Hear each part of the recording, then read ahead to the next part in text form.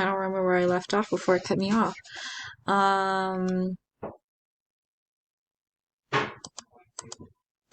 Yes, vision clinic. Yeah, I think just a little more specific on what a vision would entail. And like I've been saying before, a rubric would be nice. Resources. That's pretty straightforward. Oh, that's the end. Yes. I think just like a rubric detailing what full marks would look like and what like 0 marks would look like, maybe like what half the marks would look like, just like for like,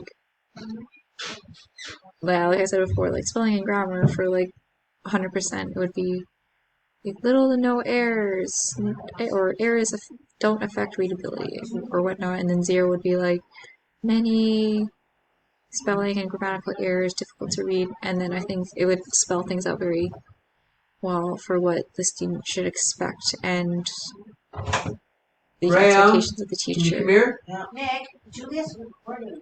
Okay, sorry. Question mark? I think it's a question mark here.